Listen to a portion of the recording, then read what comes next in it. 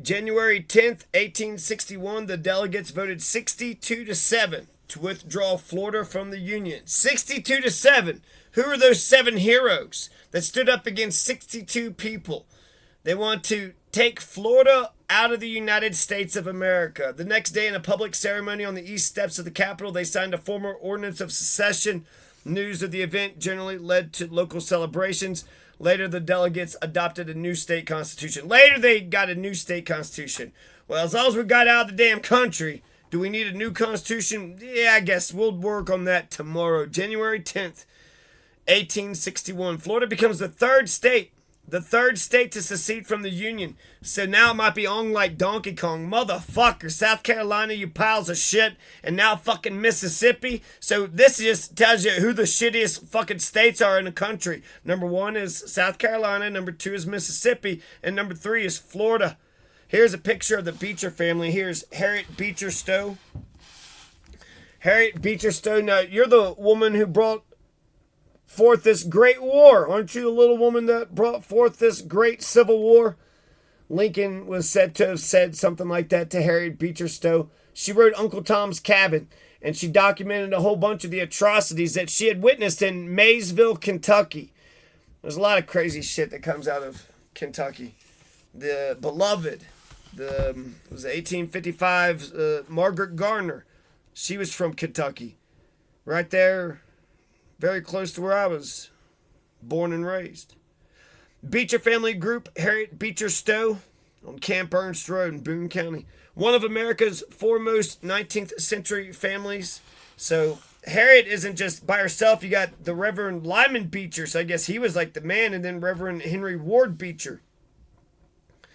So America's foremost 19th century families, American roots extended back to 1635. The Beecher family included some of the strongest and most influential anti-slavery voices heard in the antebellum era and during the Civil War. Patriarch Lyman Beecher, a Presbyterian minister who believed in education for women as well as men, shared his moral opposition to slavery with his 13 children. His son, Henry Ward Beecher, pastor of the Congregational Plymouth Church of Brooklyn, was a leading clerical voice in the abolitionist movement. The guns he helped provide to free soilers in the disputed territory of Kansas were quickly dubbed Beecher's Bibles. His sister, Harriet Beecher Stowe, a teacher and writer, became the preeminent Beecher of her generation after the publication of her best-selling anti-slavery novel, Uncle Tom's Cabin, or Life Among the Lowly, in 1852. I wrote what I did because as a woman, as a mother, I was oppressed and brokenhearted with the sorrows and injustices I saw, she said, because as a Christian, I felt the dishonor to Christianity, because as a lover of my country, I trembled at the coming day of wrath. So why did she write Uncle Tom's Cabin? Why did she oppose slavery? She did it because she's a Christian, because she's an American, because she's a mother, because she's a woman, because she's got a conscience, because she could feel, because she's not a Pontius Pilate, King Herod, son of a bitch, because she's a Jesus Christ kind of person. Even in the Civil War you had, everybody wraps themselves around the flag, but Christianity, I didn't realize that both sides wrap themselves around Christianity. And then also kind of says something about Christianity that it can, of course, it should defend anti-slavery voices because that's the correct, but Christianity could be used to defend fucking slavery too? Well, fucking shit. I guess Christians is just going to be half and half, huh? Half of Christians are going to be good and the other half are going to be fucking wicked, racist sons of bitches. No? I want to read this one quick passage here from about Charles Sumner. He's going to get his ass kicked. So it's not just Uncle Tom's Cabin and then Bleeding, Kansas, Uncle Tom's Cabin. Charles Sumner's going to get his ass kicked. And these are just like North and South. Like, we cannot fucking get along. We can't get along. Look at what you guys are doing. Look at this shit. In May 1856, the Kansas quarrel led to an incident in the chamber of the United States Senate, which ranks as the third great event which brought on the crisis. Now, I want to mention real quick, like 5 Puerto Rican nationals went into Congress and shot 5 congressmen. So people talk about January 6th being an insurrection. 5 Puerto Rican nationals actually did more damage than that entire, crowd of people. I guess they did.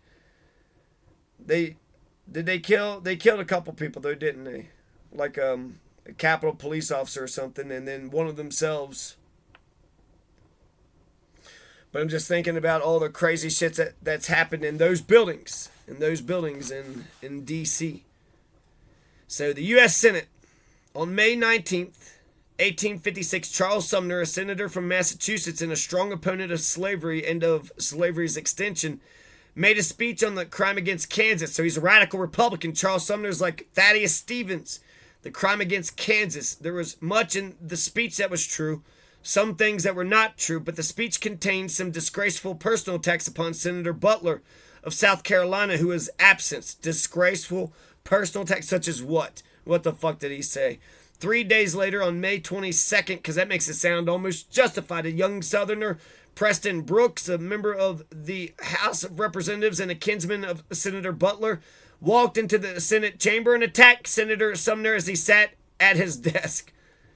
He just beat him with a cane while he sat at his desk, like an honorable gentleman, like a fair, honorable. That's like a fucking sucker punching, cheating son of a bitch.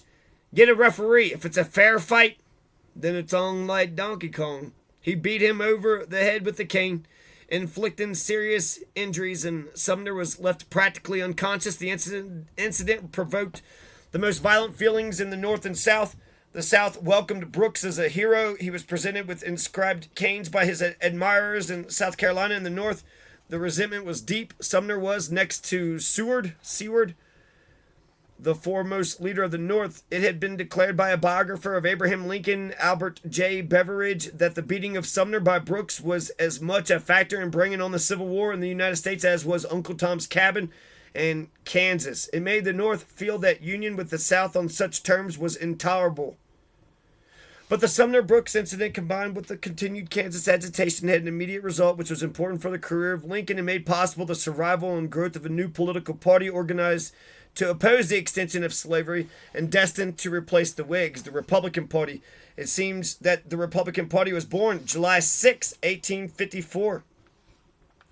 At a convention held under the Oaks at a place called Jackson, the place of Michigan, place called Jackson,